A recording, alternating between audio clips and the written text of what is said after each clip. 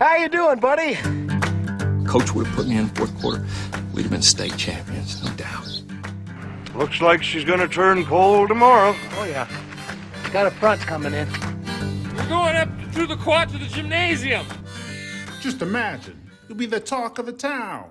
Welcome to the Talk of the Town, the program here on KMA where we get to know people around the KMA listening area and what makes them interesting and how they got to where they are today.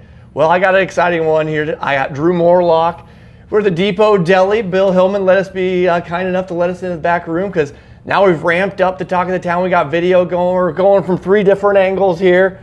We're coming at you. And Drew's kind enough to sit in with me. We highlighted him this week a little bit on what he did with his reward of winning the Iowa Youth Rocks talent competition. Got some great studio time. We'll obviously go over that. We'll go over how he even got into music is a big thing for him and what that big future might entail for young Drew. And then we'll just have a great conversation like we always do on the Talk of the Town.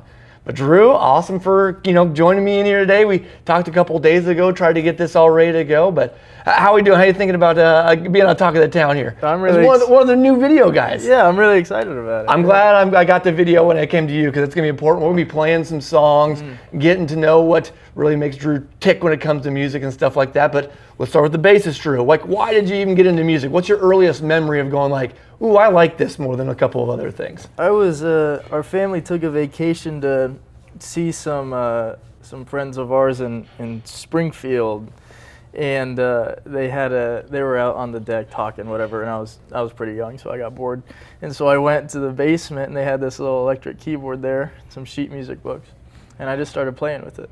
And I was just like, this is a lot of fun. How old are you? First or second grade. No, yeah, no kidding. Yeah, and then I didn't think about it for a while, and then third grade, it comes back, and I'm like, oh. And I heard that the music teacher, the elementary music teacher, Ashley Smith, she taught piano lessons.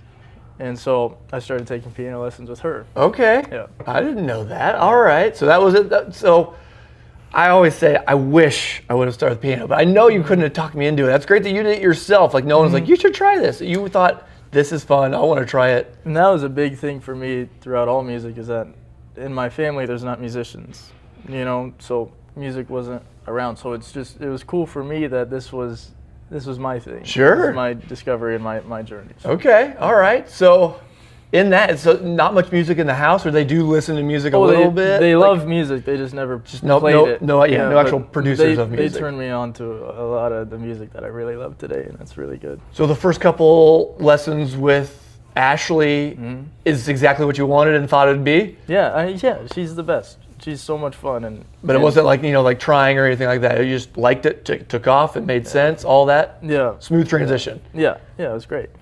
Was there anything in the next couple stages of like, all right, I even let's get more serious, like stuff like that? So I did, it was casual, the lessons and stuff. That's third grade still. It was third grade, yeah. So I didn't make the choice to. Like, okay, I'm going to be a musician. That's what I'm going to do with my life. Sure, right. No. Yeah, I like doing it. That didn't come until I like being told that I'm good at it even, as a little kid. That's what helps you get going. People are like, hey, you were good at this. Yeah. Like, affirmation of it. Sure. So that's third grade. When does school age music band start? What grade's that? Fifth grade. And that's so are you doing piano until then? Yeah. You keep going? And I started, wow. I think I picked up guitar by then. I started doing that. So I'd switched teachers by then. I'd switched to Shelly Anderson. Okay. And she did guitar and piano, so wow. That was nice. And so I was doing that, and then I learned drums for the school band. So already starting to Is that because you already kind of knew the other things? Like, let's go to percussion? Or xylophones help? Does that section help? Yes, doing all the keyboard stuff. I played piano, and so that was a huge advantage. But I'd always... Animal, the Muppets. Of course. I slept in that. I slept in a Dr. Teeth shirt last night. Yeah, Dr. Teeth. Yeah. So I'd always seen him and stuff like that, and drummers were always the coolest to me when I was a kid. And so I got the chance to actually learn it, and so I jumped on it. Oh, absolutely. Of course. Yeah. So for the reasons most of the kids joined, that is why you like the percussion part of it. Absolutely. I mean, that's really the core of it all. Everybody likes Animal. Yeah. So never even a nod at trumpet or something like that? No. Sure. No. And so as that becomes school regimented, are your lessons continuing on with guitar and piano, or is it more like I'm percussion a lot now? No, I kept up doing all things. Wow. And which was great because it, it was just, it kept it interesting. When I'd get bored of playing piano, I could jump over to guitar and drums. Of course. Make some noise. Of course. But drums became my favorite during that time. Oh, That's what I was doing more than anything else. Okay. All right. Yeah. And so band's really helping that out. You get to do it a bunch and have to practice at home and stuff like that. Yeah. Huh. So what, I guess I don't even, you're younger than I would have thought all this started even. And I knew you started young. So what is the next stage? What's the next ramp up? So the next thing that got me really, really serious about all of this was Gas and Grass. Okay. So Gas and Grass you guys started middle school? It's about, 8th grade. Okay. So, and it was just a joke between, the friends. Sure. We were all there, and we were just like, we should write a Thanksgiving song, because there's no Thanksgiving songs, right? And so we're like, we're gonna write like a heavy metal Thanksgiving song. And then we get together and we start playing whatever, and Mrs. Smith again, Ashley Smith, she's gonna be a recurring theme. Sure. I saw her last night. I was like, hey, I'm having Drew on, so she was pretty pumped. Yeah. And she was like, hey, we're doing this madrigal dinner, medieval themed dinner, whatever. And we'd like you guys, you should learn a song and come play. And so we learned Earth Angel, that in the Earth Angel. Yeah, exactly. Sure. So we learned that, and then people were like, that was awesome. Do you guys play anywhere else? And we're like, that's the only song we know. And they're like, well, you should play here. And we're like, oh, okay. And so we started learning like rock songs. Sure. We learned My Hero next, and then we learned Santeria. Is that in 8th grade? Yeah. And so who is Gas and Grass? Who's the original band members? It has to be different than it is now. Otherwise you guys girl bass players beat like an 8-year-old. So it was me on drums, Jack Murren singing, Davin Holste on bass. So the 3 are still there. Brayton McFarland on guitar. Okay. And those are all original. They're still there. And then, just this past summer, I think Ellie picked up guitar and she started playing with us. And here's a story about her. So she's a second guitarist? Okay. Yeah. Okay. And so her brother does bass. Yeah. Gotcha. And so when we brought her in, we started with like 5 songs. We were like, just learn these 5, because our set list had grown to 3. Oh, so she came in pretty decently early then. We already had a 3-hour set list by then. A bunch of material. Told her to learn 5 songs. And we're like, you guys knew much more. Right. Gotcha. Yeah. So gotcha. Because it's crazy. It was a 3-hour set list. And so and so she comes in and does the 5 songs for those performances. And then the next summer, we start rehearsing again. All right, we'll just take it one song at a time. She's like, okay. And in that rehearsal, she had learned every song. She showed up to that rehearsal having learned every single song over that process of summer to summer. Yeah. And I was like, that's crazy. Wow. And so she just showed up and played every single one with us. So what was it, just the interest and need, met each other? You guys wanted to add a second guitar. She really thought you guys were pretty cool and you guys just took her on. Like, what's the addition of younging a girl 3 years younger than you? I mean, I commend you guys. That's awesome. Yeah. Not a common move, I would probably say, by young guys. I don't exactly remember what prompted it, but I think it was a right place, right time. It was just one of those feelings. Like, we could tell she was serious about it, and we'd heard her do some other stuff, and she was great. Like, she was really good, and so we're like, all right, yeah, come on, play with us. And then she learned everything. We're like, you're in. You're in. That's it. You passed the audition. Yeah. So I asked you the other day on the members and what the ages were and stuff like that, and I have to apologize to the McFarland guy. I left him out. So how old is he now? He's the same age as us. Okay, so he's in college as well? Davin and myself and Brayton are all the same age. All in college? All in college. Okay. Jack is a year younger. He's a senior in high school. And Ellie is a freshman in high school. Okay. All right. Yeah. But so this summer, all trying to collaborate back and get back together? We already got gigs booked, and we'll hit the ground running for sure. Okay, so you're around here, and then Davin was in Iowa City? Yep. And then where'd he go? Brayton is also Iowa Western with me. Okay. Yep. All right, so you guys are all around a little bit. You guys try to get together in practices like when Iowa City comes back to Christmas and stuff like that? Yeah, we did get together over Christmas break. Yeah. We practiced. Sure, so, sure. 3-hour set.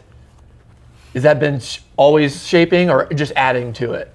Adding to it. We still have I think My Hero is still in our set, you know. Okay, sure. Yeah, because they're Sure. Yeah, they're great. They fit us, you know. It's Of course. It's the beautiful thing about music in general. It's like it's always a reminder of who you were when you fell in love with these songs. When I listen to Nirvana, it reminds me of who I was in 7th, 8th grade. Sure. When I fell in love with that. Sure, sure, of So course. it's kind of the same deal. What's the process on, for you guys picking what everyone, is it someone bring it forward and then majority rules like, sure, yeah, let's try it? And a lot of the time what we do now, which is a little unconventional, but we'll sit and learn the song at the rehearsal. So we're like, hey, I like this song. And we're like, okay. Everyone breaks off for like 20 minutes, 30 minutes, finds their own room, and we learn the song right there. And then we come back together and we just run through it right there. Wow. Learn it all together Oh, wow. at I wonder the how rehearsal. common that process is. I mean, sure, it works. I'm glad. Are all you guys in band in school? All of us except Brayton. He did not do band in school. Okay. He's guitar. Guitar. So he just learned it from a get-go. Are you guys peers? Did he learn because of you? Or did he learn on his own? No, his father is a guitar player. Okay. And so he had a guitar in his hands probably when he was 1 year old, you know. Sure. Okay. So he just but everyone else pretty musically inclined. They were all in talented band, and we were all. And know we all what it learned- takes. Know it takes 20 minutes to go, you know. Yeah, and we all learned around the same time, and it's because we love it. Your guys' starting story is very, very common of even 8th graders. Hey, it's funny, let's get together. Wouldn't that be neat if we got in a band? And we'll talk about the name of it. That's a very common story. It's very uncommon, very, very uncommon to stick together for 4 years. For 4, I'm guessing your guys' rehearsal attendance is pretty good.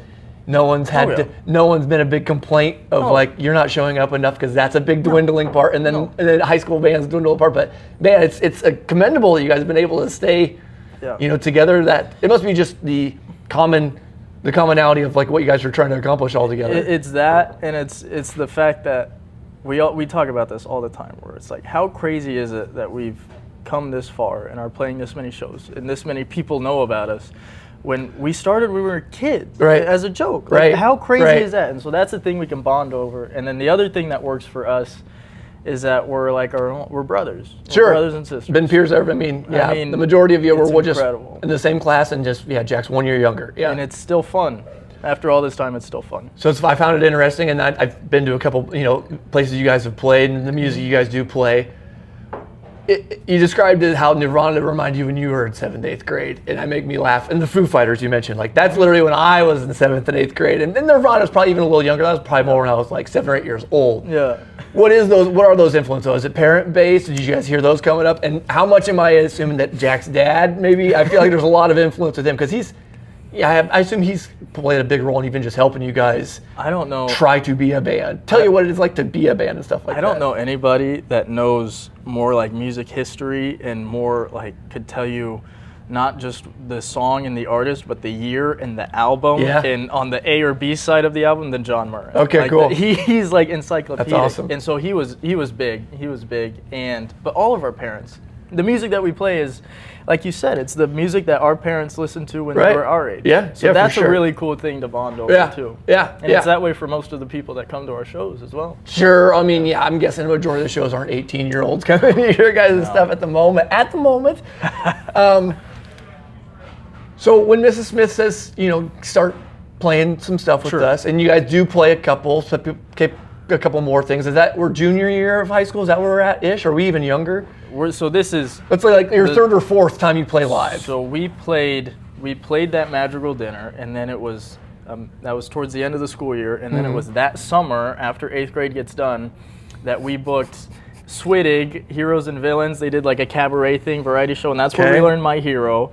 And then we got about to 5-song set list, and we played 2 or 3 or 4 more shows that summer.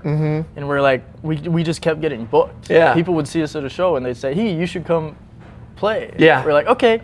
And we didn't even know what was going on. We were just like, all right, going with it. We didn't know what's happening. Sure, which is the right approach. I mean, it was a novelty at that moment. It was like, these kids are so young, and then you hear that they're not bad, and you're like, well, let's go see them.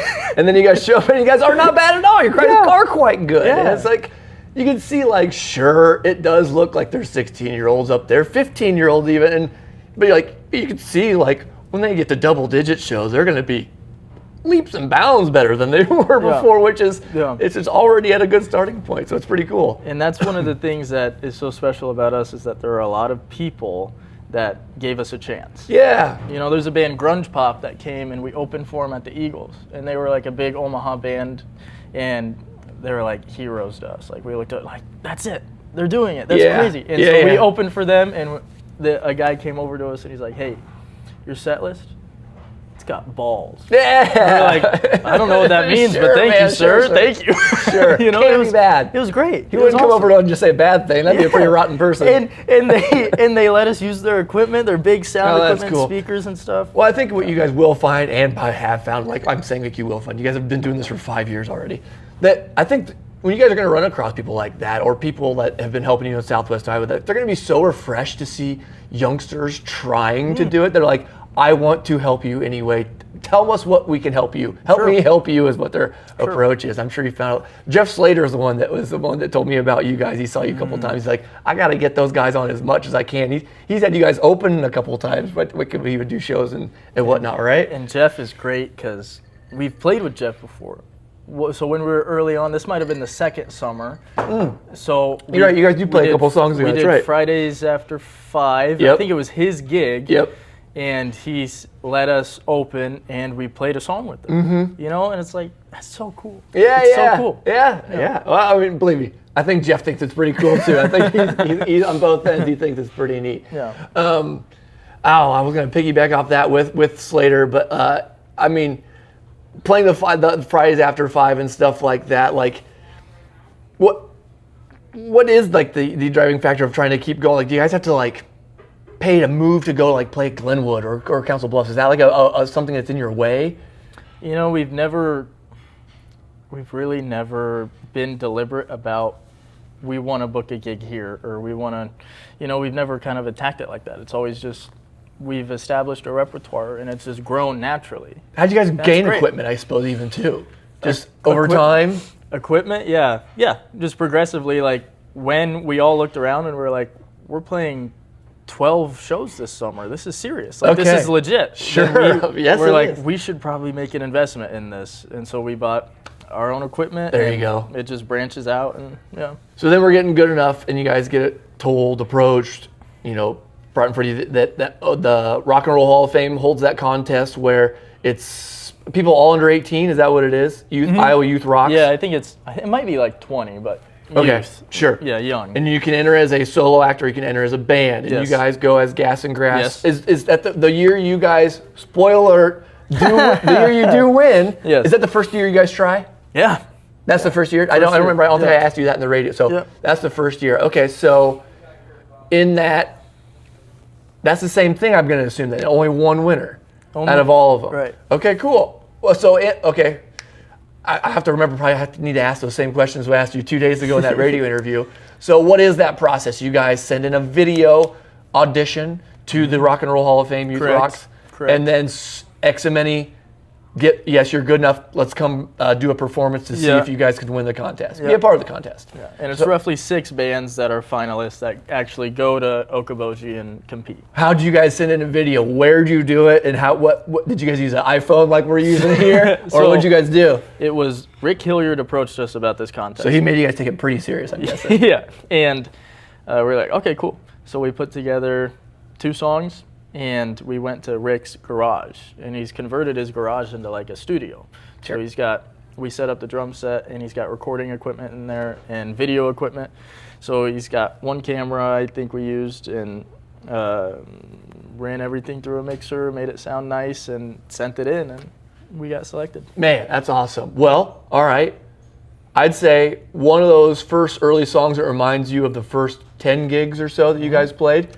Let's get the guitar up. Let's see you play something that was one of the ones that's like, this is a Gas and Grass I play drums. staple. I play drums in Gas and Grass, so I don't know any. True. All right, that's fair enough. But My Hero was always one of them. I was gonna say- Santeria was always one of them. Sure, I mean, You these know, songs are already fine with me to mean, try to go at it. And then when we went up to Okoboji, we did Surrender, that Cheap Trick song, you know?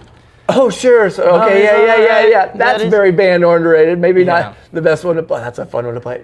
You're all good, John Eric. It's all good. Hey, you're at the depot. You got to accept those things sometimes.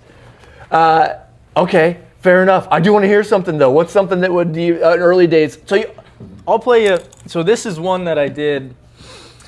This was we can transition to me as a solo guy. Sure. Right. So this is one of like the first songs I remember like really learning and knowing and memorizing. And I used it as an audition again, Mrs. Smith, for jazz choir. I brought in my guitar and I auditioned for jazz choir with this. In that first year, you guys won the Gas and Grass. You also tried as solo as well. Yes. That was in your mind. You wanted to try that. And this was a song that I used to audition. Okay. And what'd you go with? Then what was it? This is Hey There, Delilah.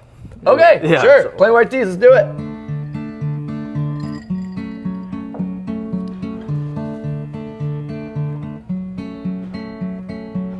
Hey there, Delilah, what's it like in New York City? I'm 1,000 miles away, but girl, tonight you look so pretty, yes you do.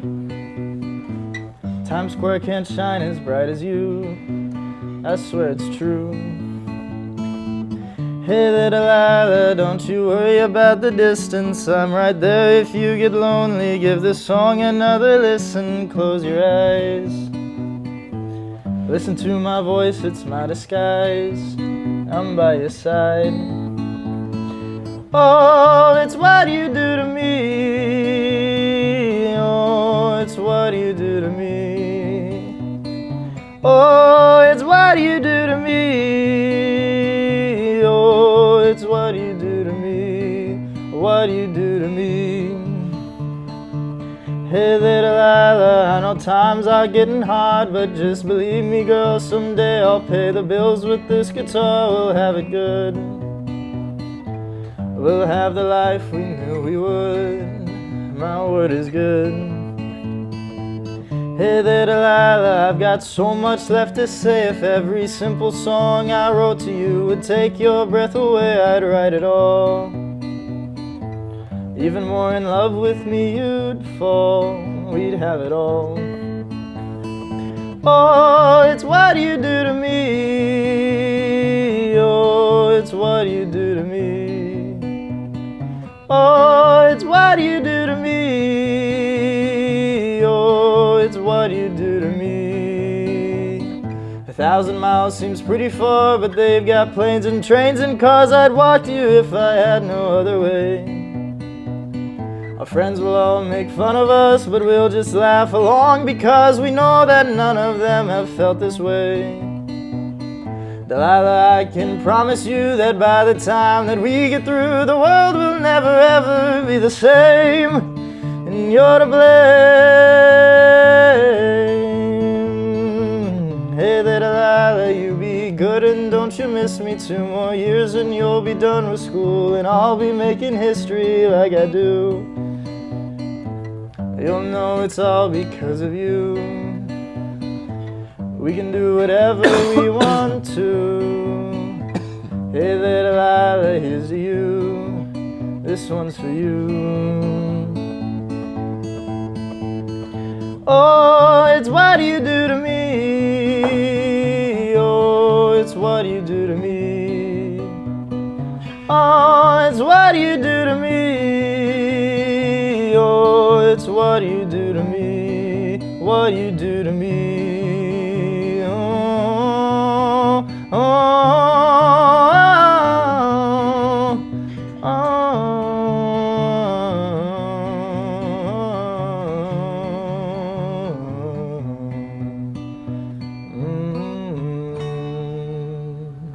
This 30-second ad break brought to you by Lance Cornelius of State Farm in Shenandoah.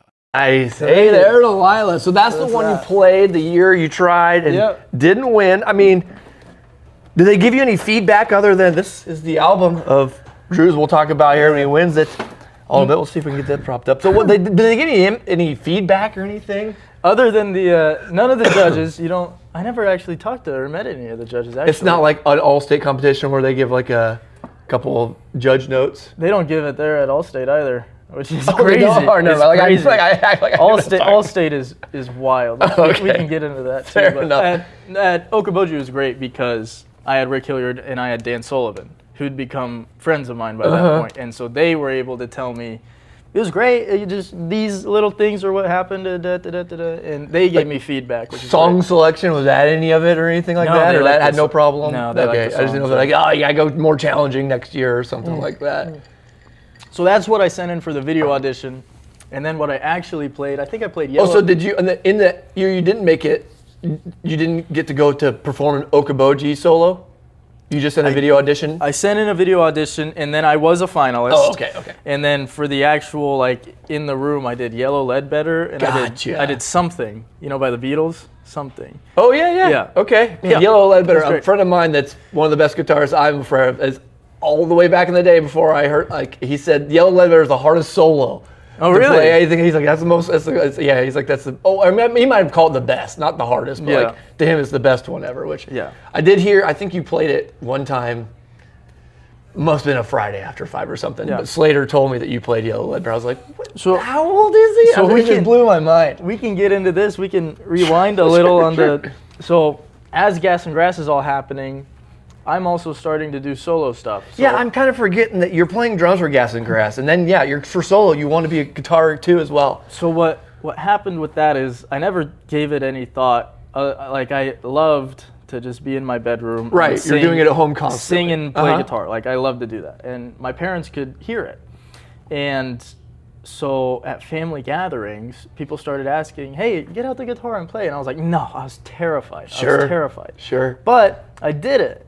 And I did it enough times where I was like, man, this is fun. Yes. I like this. Uh-huh. And so the first solo concerts I ever did were family gatherings. Sure, of course. I think that's pretty common. Sure. And then I started doing it as actual shows. Man. So that's how that happened. Yeah. Wow. Yeah. So you get up there and you did the solo of the performing in it. So you don't know if you got second to 10th or anything like that. No, I have no idea. Okay. So did you see? Obviously, you had to see the guy that did win. Mm-hmm. Did they perform after you? Yeah, it was a girl, and she played like an Iron Maiden song. So Guitar, she though. didn't. Yeah, she didn't sing. She did like electric guitar and played like Iron Maiden. Oh, didn't sing. She just went for the. I guess it is called a talent show. Yeah. Wow. So she just played electric guitar. Just and- wailed. She did. She wailed. Yeah. Is the guitar the most common one, or are people doing pianos? I don't know if I've ever seen a piano, but Like a lot of guitar. someone trying to be like a Ben Folds like style or anything like yeah, that. I don't know if I've seen a piano, but a lot of guitar. I saw this. There was this drummer that was there just this last year, and he was something else. He went up in a solo and just did like drum solo. That was how he made it. Wow. I don't know if he won. But that's how he got to the. Yeah, that's how we competition. got to the competition. Wow. I just He was had singer songwriter stuck in my head. Yeah. Huh. He's great. Have you ever thought of trying the solo, do piano songs like just in concerts or anything like that? I do piano songs. Okay, cool. In my solo stuff. What do you venture over there with? Same genre doesn't change. Oh, Billy Joel. Okay, sure. Billy So, yeah, Joel, sure. Elton John. Okay, sure. Yeah, great. John Lennon. Beatles. Okay. Yeah. What are your favorite ones of those? Are those like I do. what are your top two or three? I do like a medley. I start with Golden Slumbers, Beatles, and then I go into Watching the Wheels, John Okay. Lennon, and then Imagine. Okay. And I run all those three together. Okay. That's a lot of fun. What's your process in a concert when you're going from guitar to? Do you try to stay one? You going back and forth a lot? I go back and forth. So I like to do. Usually I'll break it up into. I don't like to take breaks in my solo for whatever reason. So I do like 45 minutes guitar, 15 piano, 45 guitar, 15 piano, and that's kind of the cycles that I run through there. I don't know why that is. That's just how it happens when I make the set list. It works. It works. I'd say.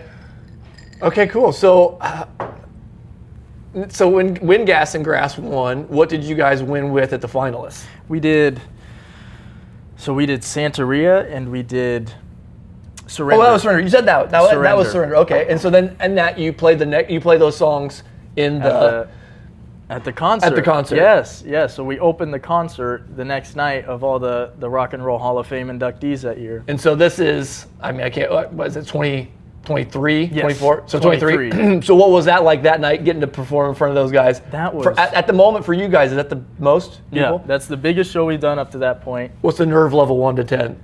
Or is it? It was actually less because More excited level. we'd done the nervous part with the audition. Sure, that was the more nervous part. Sure. And so this was just like fun. And this was how we met guys like, I think this was how we met Skinny Webb. Oh, cool. And this was how we met Larry Dunn. Okay. You know, Lash. This is how I met Becky.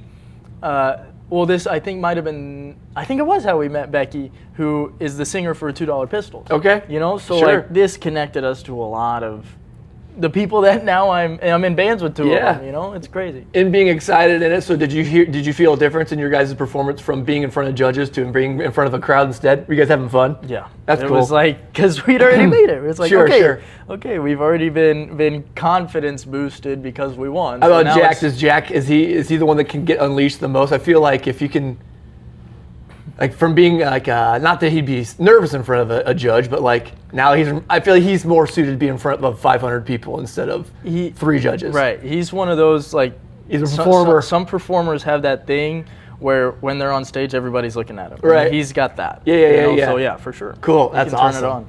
it on. Man, I guess when it comes to Gas and Grass, let's stick on them just for a little bit more. I mean, now that you guys are going this summer, like what do you guys talk about? What? Still, you guys are any of you 20 years old? No, not yet. You guys talk about what do you want to do in 2 years? No. 3 years? Actually, we never had those conversations. All right, fair enough. Because we're having fun. Okay. It doesn't matter. Fair enough. That's because great. as long as we can have fun right now and keep doing what we're doing, it's all good. Great approach. All all right, good. fair enough. That's a good way to shut that on that one for about Gas and Grass. So, it's the very next year. Does Gas and Grass try again, or can you not try again if you won last year? I think you can, but we didn't. Sure, didn't do it. But you wanted to get that solo one. You wanted to try to get it. Yeah. Is that kind of why? Like, I want that, Yeah. or just for like absolutely. it could be fun? No, you No, want it. I definitely. Cool. No, if I'm gonna do something, I want to do it. Neat. It's All like right. it's like Allstate, you know, like. What are the adjustments that maybe those guys told you to make? So one of the things that they said was on Yellow Ledbetter. At this point, my singing was just like, I'm just gonna go for it.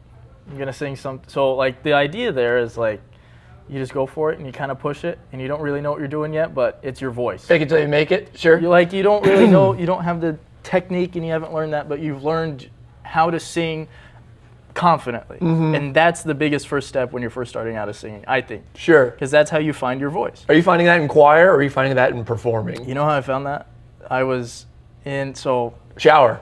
no close 'Kay. truck in my car. I'm driving. Gotcha. Sure. So what happens is like Something click. when you're first starting out singing, it's like you hear. I was listening to a lot of '90s alternative, so listening to guys like Kurt Cobain and Lane Staley and these guys where they're just screaming, and you're like, man, it's so powerful. There's so much emotion. Chris Cornell. And it's like, how are they doing that? How are they doing that? I could never figure out how to do that. Even in my own singing, I felt afraid of when it's just me. And so, but I was in my truck and I'm listening to Rooster, you know, Alice in Chains. And so I just like, it happened. It clicked where I was just like screaming the high notes. And it sounded awful. Sure. I mean, it was terrible, but it was my still, voice. You feel like it's still something was like, Yeah, that's something. It's like, I found it right there. That's where it clicked. And there was no going back from there, so. Cool. Yeah. All right. So then what? Is that guy, I'm guessing things like that, especially now that you're starting to become a little more fine-tuned in your musical talent. Yeah. Things, aha moments don't happen too often anymore. Are you rushing to get back to a guitar in your truck then? To try it out? Yeah, there's always Or that. just an anticipation of your next in your bed moment? Like, Right. all right. Where you're like, okay, remember what this is. Remember how this feels. Sure. Because the voice is really difficult because you have to rebuild the instrument every note that you sing. You know, it's not like, you know, I don't even know a comparison. but Sure. You have to rebuild it every single time. So that's what makes it so hard. What do you think? Was it something in your was it something you just let go of down here, or was it something that did you know anything technical what you thought it was? It was a release. Okay, sure. I was the able instant you to- hold yourself back it's not going to sound right. So that makes As soon sense. as I broke through the fear of holding that back, that's where it all happened. All right. So did you bring it to them then? Like, hey, I've got Yellow Ledbetter. I'm going better at it now. Like, did you tell them that? I picked different songs for the next year. Oh, you did Yellow Ledbetter. Okay. Yeah. All right. So Yeah. what would you try for next year? I did Fast Car, Tracy Chapman, and I did Wish You Were Here, Pink Floyd. Okay. And so those were great because I didn't need, like Yellow Ledbetter, you kind of have to scream it. Like there's that vocal distortion type stuff. But these two, they weren't like that. And so by this point, I feel I'd become refined enough in my singing to be able to, okay, now I know what my voice is. I know what it is. Now I can bring the emotion to it. Sure. I can do something that's going to hold you there, hold your yeah. attention there. And you know what it is too that does it Exactly. for you. Cool, Yeah. man. So, at what point? How long before the competition? Like, these are my 2 songs. That's a. Okay, so it was that summer. So it would have been. I think it would have been a couple months before, maybe a month and a half before, because I ran them by Dan Sullivan. I was like, I've got 4 or 5 options. Right. I'm just gonna play them all for you. Tell me what to do. He's like, those 2 are it. I was like, awesome. Okay, Great. cool. Dan coming through as he always does when it Yes. comes to music knowledge like that. Oh, for sure. So you get there, you play them. Well, was there any difference in your judge performance from the year before to? I mean, is it more of this? The release was still more the answer. It was. Now it was having the confidence that I know what I'm doing. Winning You know? help as well from the year before, like knowing the gas and grass. I think so. Yeah. Sure. And it gave us more opportunities to perform, and in performing, the only way to get good at it is to do it, which is difficult because in the early stages it's terrifying, and you have to be bad at it for a while, and you have to be really scared, and that's the only way to get good at it. It's a parallel to a lot of You know, things. you You can have call to- it sports. You can call it life. Yeah. You got to fail. You got to Absolutely. have the moments where you hit a twang in front of a Absolutely. just so Yeah. you know that Yeah. you eat a bag this time and you're not going to next time type Right. of scenario. Right. So when you got done playing for the judges, you felt like you nailed it. It was like that was pretty good. I think so. I there's nothing more I could have done. Like Yeah. if I don't Yeah. win, It's then like there's that nothing was- I can be mad at. That was really solid. It was a good performance. Not much later after you played, you found you won. What was that moment feeling like? Oh, yes. It was great because it's easy to hide behind a drum kit. Ah, You know, it's easy to feel a lot more comfortable there because you're not the front man, you're not the guy in front of everybody. But there's nothing scarier than it's just you and an acoustic guitar. you're Like, a it's poignant young so- man, Drew Morelock. A it's- 19-year-old saying this stuff is just crazy. It's just so vulnerable. Of course. So to get the confidence of putting yourself out there like that and then winning, it was big time. Man, time. you're going to be a calloused old soul by the young age, which is going to be a good thing for you. It's going to be great. So, man, I liked what you said during the radio interview, which it was funny when I was recording with you. I was doing other things. Obviously, I am listening to you, but I missed this part when you said it live. When I was going back and writing the story and listening to your quotes, I thought it was really cool. It was the affirmation of winning kind of gave you, I don't even know if it was a nudge of confidence or what, but even just trying to light more on that way you thought of, oh, I'm glad I won that because why? Because when you come back home and you start playing gigs, you can stand up a little straighter. Yeah. You know? Right. You can be like, okay, yeah, I can do this. I can. Yeah. Yeah. So you met Becky and Larry Dunn the year before with Gas Yes. and Grass. Did that year happen? Did any more connections come immediately that night, even after the concert, or is it even just more of those same guys going? I think it was. Congratulations, even more, chap. I think it was more of the same. Yeah. Yeah. I don't know if I met anybody new. Yeah, sure. Man, so now, in that. So since you win it, you guys, the reward is you get to play the concert, obviously, but Sure. you get studio time, Studio which is time. important for musicians and bands and whatnot. And more the emphasis of you guys in Gas and Grass having fun just in the moment at the time. 2023 winners haven't taken their studio time yet, right? Not yet, no. Not yet. But solo-wise, you took advantage of it. I did. You did advantage of it, and we got it right here.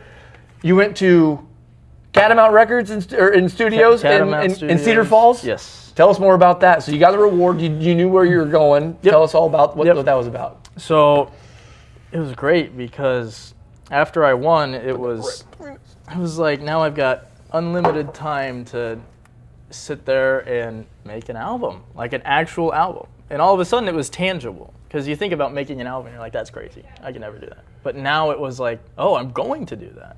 Do you beforehand, knowing that you can do that, I'd be afraid to be like, all right, I'm going to get your set list together, but then I get second place, or you don't win, and then you don't get your studio time, and I did make an album. Yeah. But were you kind of gearing yourself up beforehand, like what song? So No. once you won it, now it's right time. Now it's time to write. Right. Hey, good. Correct. All right, I'm glad you went at it that way. Then that's fun. Yeah. All right, so you won. Motivated 10 out of 10, like album time. This is my chance. So it worked out nice because Goodbye on this song I'd written my freshman year. Back again, I started writing freshman year, and which is wild because I didn't give it any thought. It was just one of those things where it just like I heard it, I was like, oh, okay, great, and then I just made a little voice recording, whatever, and then now, 3 years later, I can come back and listen to it and actually write it. But what happened with this album, I wrote most of it. I got over the winter of my senior year, I got like influenza, and then immediately after that got pneumonia, and then I got COVID. And so I was just in bed for like a month. And I was like, there's nothing else to do. I got to write this album. Okay. And so most of those songs were written during that time. I'm sure that wouldn't be part of the name then. Bedridden or something like that. Sick. Yeah. The trifecta of sick. Yeah.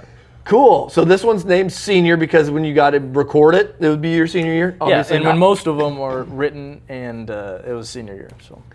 Not to say what's the motivation for all of them, but what are you drawing, what you get writing lyrics from and stuff like that? Vaguely. It's a snapshot of who I was at the time and all of the things that I'd learned. And that's it. Kind of like the truck moment. Are there moments when you're driving your truck or any of those moments where you're just doing B-roll scenarios in life where those light bulb lyric scenarios happen where it's like, even a hook, is that kind of what happens? Is that kind of what happens? Like you kind of stop in your track and be like, oh, I don't need to write this down. For sure. That's how most of them are. Yeah. So that's how, I'm just sitting there humming to myself, or, I think of a lyric, and then music comes with the lyric. It's like, oh, get the phone out, record just that little bit. Okay. And then I usually don't touch it for a while, and then I'll come back to it, and the song slowly just builds and builds and builds. Man, cool. Old JB is one of them. It's so funny that let's hear it. I want to hear what you have to say about it. That one was 10 o'clock at night. I'm laying in bed and I stumble across this YouTube video of JB Mooney, the bull rider. Okay. Right? And it just like clicks. I don't know why, but I just felt inspired by it. And so I get up and I write that song in 45 minutes. That's it, and it's done. I was like, that's crazy. Wow. Does that never happen? Is that the most unique scenario of one of those happening? It happened with that one, and it happened with For Today. And For Today, it was like I just got that little bit, those two chords at the beginning. I was like, I like that. And then I wrote the first line.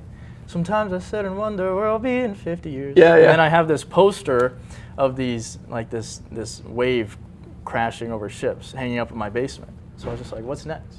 So I looked at that and I was like, I look out my window and I see the ships at bay. The waves will take them over. It'll be their final day. And that's how, and it just like that. That's how the song was written. Sure. And again, like 45 minutes. It was just like magical. What do you attribute to? I mean, I know, man, I'm asking a 19-year-old this super deep question, but I mean, I've heard people like it's like those ideas like that, a gift from the universe. There's no reason why that came to you at that moment. It could have came to you the day before. Yeah. You're not creating it. Like, what do you have to say about those moments that do flash in the pan? I like Bob Dylan's way of putting it. He said those songs are there, and they're for anybody to pick up, and they're going to be written no matter what. So you have to open yourself up enough to be willing to receive them. So that's a way to look at it. But it could be, if you want something more practical, it could just be a combination of all of the music that you've ever listened to in your life. In that one moment, for whatever reason, a mixture of all of that comes together in your mind. That could be what it is too. There's maybe it's magic. Sure. Could be magic. Oh, it's crazy. Well, Drew, the other day we played For Today. That was on the radio. Yeah. Do you want to play? I mean, I would almost say play something else from the album. Play Old JB. All right, let's play Old JB's. Now that I mentioned it, cool. Yeah. Let's get this out of the way. That might have been in the way of your shot the whole time.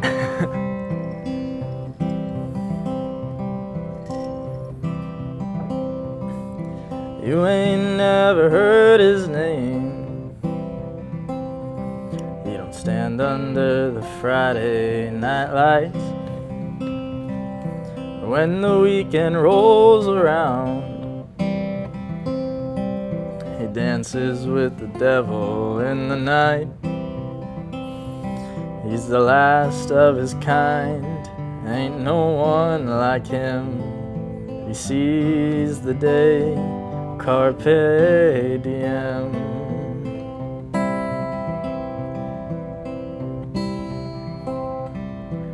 makes it look just like it's nothing. Like he's had it there all along. Believe me though, he's doing something worthy of a song. And when he writes, we all can see how he makes 8 seconds eternity.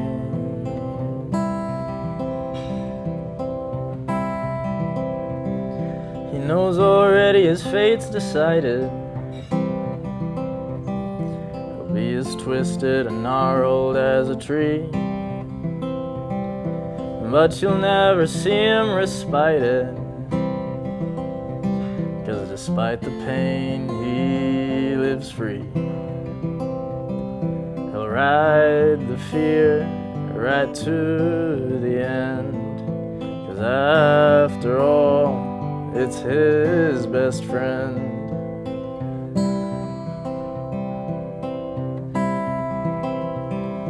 And when he falls from number 1,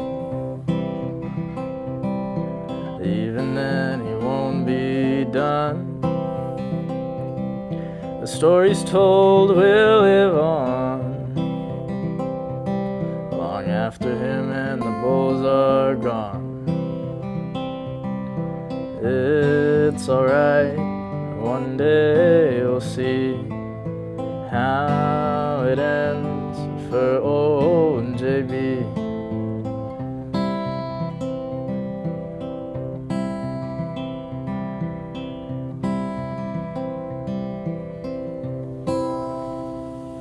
Yeah, I'm glad I asked about old JB then. Man, as you're playing, I have so many questions going through my head. Let's talk about your guitar. When did, what do you got? This is like the first nice guitar that I ever bought, I think. Going for like, I want to go for it Acoustic, kind of guitar? Yeah, acoustic or electric, and it's never let me down. Is it literally the second guitar? Like you had one that's the family buy you and then you finally went for one, or did you even have a couple other stringers along? Yeah, I had one my brother actually learned guitar before I did. He started, and didn't fit for him, and so I got that acoustic. Sure. And then I bought like a Squire. It was like a $200 $200 I gave it was Squire $200 electric, and it came with a little combo amp, which I still have, and it actually plays fantastic. But sure, oh yeah, not bad. And then I don't even know where I got it. I don't remember, but sure. At any rate, I got it, and it was I just loved it. How long have you had it?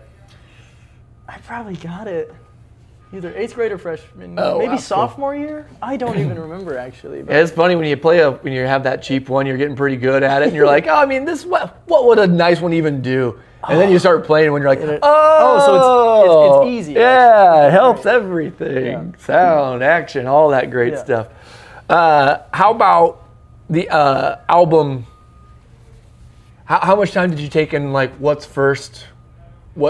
The album flow? Sure. You'd think it wouldn't matter, but it does matter. It does a lot, yeah. How much time do I really need to divulge in it, and how much time did you? So I made sure to play all the songs live before I recorded them, and that helped a lot. Fair. Because if you can see how they feel live, then that's a pretty good representation of how it's going to flow when a person listens to it. Okay. Because if you pay attention to the audience when you play songs, you can tell oh, this one I lost them a little here because I played these two are too slow. I can't put them back to back. I lost them, so I have to split them up or things like that. That's how, and that's a good representation of if someone's going to put headphones on and listen to it.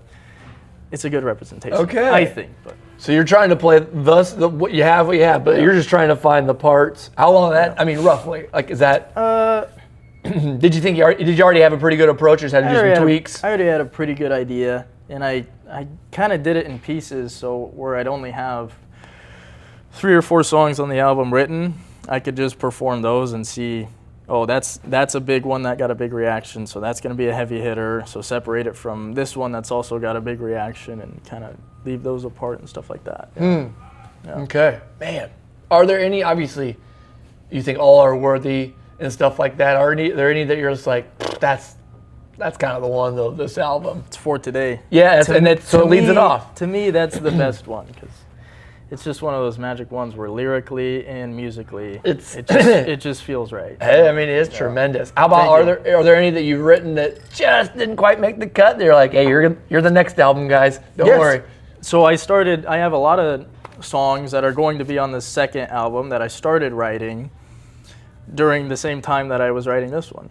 And are they journaled down? Oh, sorry to cut you off. Yeah, they are. I always write in notebooks or voice memos in my phone, you know. Sure. So that's kind of the way I do that. Sure. All right. So, yeah, got some banked, actively writing same way, wait until it comes to you, sort of thing? Yeah, and right now I've got probably 15 that are just like that are just either started early in my journal or in the voice memos, and so now I've just got to sit down and write them. So when it comes to your, excuse me, when it comes to your next couple, when the second album is ready to go, musicians don't have to scrap material kind of like comedians do and sort, but as you're trying to build up your library there, are you kind of thinking that though? Like, you're going to come see me a couple times, you've heard For Today, I got something else for you. Definitely, and that's the case even just with covers. And there's a lot of reasons. True. There's a lot of reasons why you might decide to throw a song away. And usually a good indicator is if you are learning the song and it just feels terrible to play. Like for whatever, I don't know why. Sometimes just in the bones. Sometimes playing a song just feels like pulling teeth. Even though you love the song and you think it's a great song, sometimes it just doesn't work, and that can happen. And you've got to, you can't be so in love with it, I think, that you can't let it go. Right. You know? Yeah. And it's the same thing for the albums. There was one that was almost on this album, but it just wasn't clicking right. And so I had to put it on the shelf. But it's one that you still will play at shows and stuff? No. I've never played that live, no. Oh, it just couldn't quite pull for you. It's not there yet. I think it needs a different instrumentation, so maybe later. What does that mean? At a later date. I think it might need more than just an acoustic guitar. Gotcha. You know, it might need. Sure. Might need It'd be like a Cheap Trick, try to do Surrender with acoustic. Yeah, something like that. It just wouldn't have the right effect, I guess. How about music theory? Are you pretty good at it? Is that what you're doing in school? A little. What are you doing in school? Musical theater. Theater, okay. Musical theater, yeah. I did hear you before you recorded talking about having a musical. You have a musical coming up? Yeah, Pippin at no kidding. At iOS. Oh, yeah. cool. Yep. Oh, wow. Yeah. So you're in that right now too? Yes. Dude, you're so busy. Talk about that a little bit then. Good Lord. So I'm playing Pippin. I'm playing the role of Pippin, and it's the hardest show I've ever done so far. Because vocally, the songs are just hard to sing. Okay. Like, really hard to sing, and I'm basically on stage for like the whole time. So it's just go, go, go, go, go, and it's a very fast-paced show, so it's tough. Is musical theater literally like this semester the musicals Pippin, and that's what we're doing from September to December? You got it. So that's the show, that's the semester. Yeah, essentially. And we have. It's not like you have a dull moment. We're like, no, now it's music, now it's theory for these next 3 months. No. So it's always the music. Essentially about that performance. It feels like it's centered around. We have choir, and I'm in band too, and we have music theory classes and. You're in band in college? Yeah. And the drums? Tuba, yeah. Yeah. I get another tangent. Yeah, all right. There you go. What? So how? Okay, Why? So it started junior year. Do you have to be in band in school, or is that just because it's a good credit to go for your music theater? You don't have to be in it. In college, you mean? Yeah. Yeah. No, you don't have to be in it, and it's not even affiliated with musical theater. Really, it's just fun. You're doing it. So for the tuba in school, that's just because you want to. That's just doing it for fun. So that started junior year. I was in jazz. Of high school. You're of still high doing school. Yeah. Oh, so you switched out of percussion. Well, so I was percussion all through that, and then jazz band rolls around, and we got enough percussionists. And we need trombone players. And Mr. Smith, so this is Ashley Smith's husband. Elliot. So, yep. He is like, want to learn trombone? I'm like, absolutely. And then, so I learned trombone first for jazz band. And then later on for like small ensemble, I am in a brass quintet.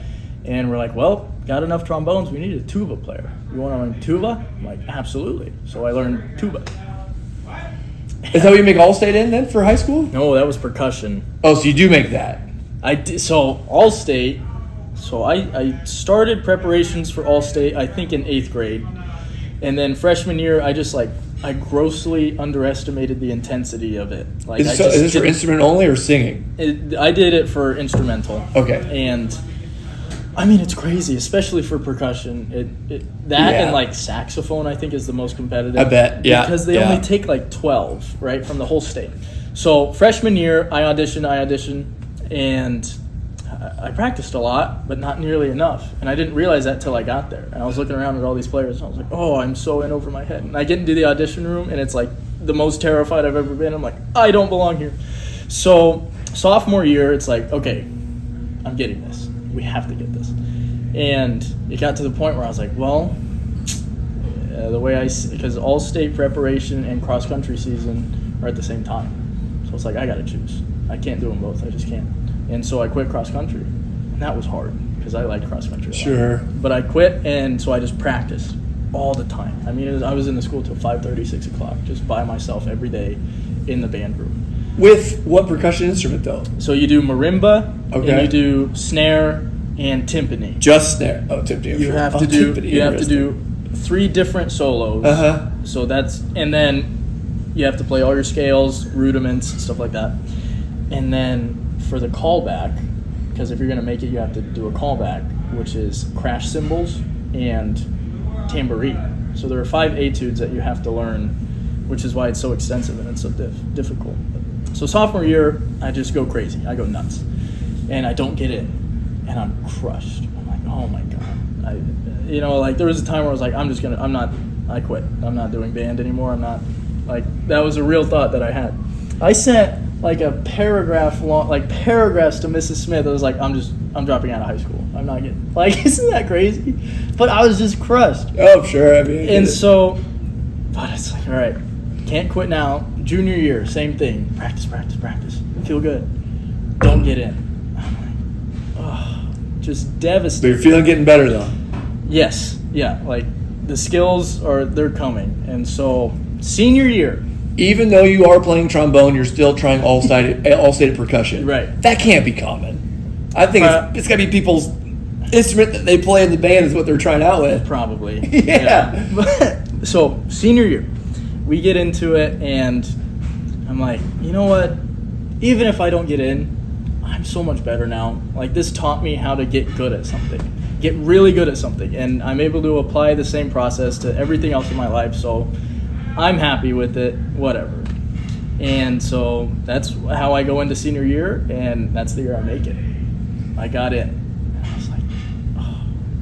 And what's that rate? What they give you ratings? Is that right? You get feedback on that sort of don't you? You just get graded, or you just get in? Get in, or you don't. Okay. So that's the other thing about it, was you spend months practicing and rehearsing these etudes, and then you get nothing from it if you don't get it. When they pick people, do they know that guy was really good at marimba? He'll play the marimba when we perform, mm-hmm. Or is it known that the best player probably got to play this? Actually, for percussion, so for all the other instruments, they do another audition when they get to All-State. For chairs? Yes. But percussion, I think they just try to distribute it evenly. What you're good at? I don't even know if it's that. Just they assume if you made it into All-State, you're good at all of it. So they just try to spread it out. So the performance and the practice and stuff like that, was that, or was it just purely that the eye accomplished it? Is that what the whole... Right. It was actually less even about actually going in the concert. It was more about, I did it. Accomplishment. I got in. This was a 4-year process of just total commitment and really hard work, and I did it. And then you attribute that to what you're able to do today? I mean, how much did that help shape? 1, failure, help you learn. Mm-hmm. 2, accomplishment, helps you see what it takes to get something you want so you can achieve it. And it shifted my parameters of what working hard really is. Sure. So, and as kind of a support system for All-State, I wrestled my junior year.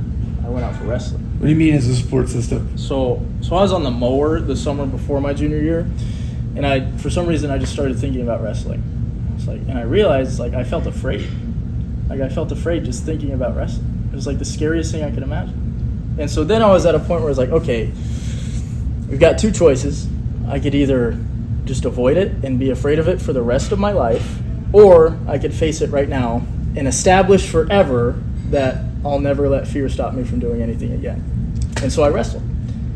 And coming back and performing again after I wrestle, I felt so comfortable on stage. The most comfortable I've ever felt on stage. Drew, Because wrestling was so much harder.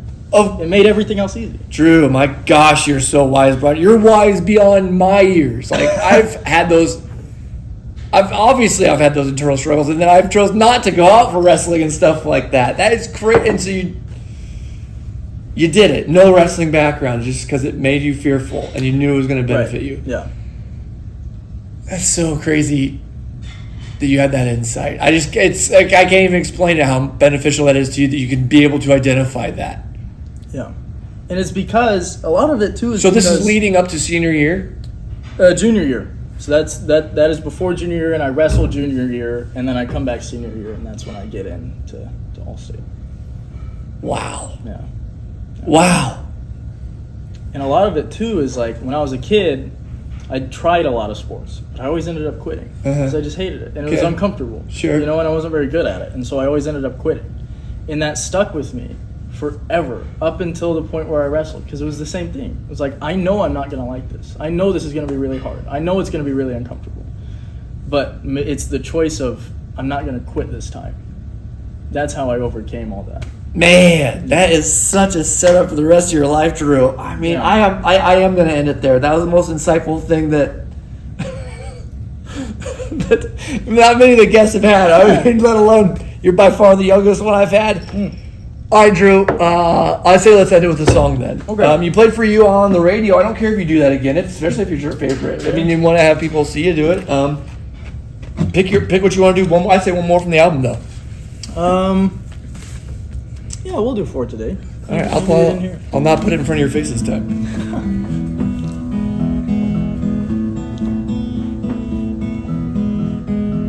Sometimes I sit and wonder where I'll be in 50 years. Will I make it that long? I can't say, but I know I won't fear what comes my way for today.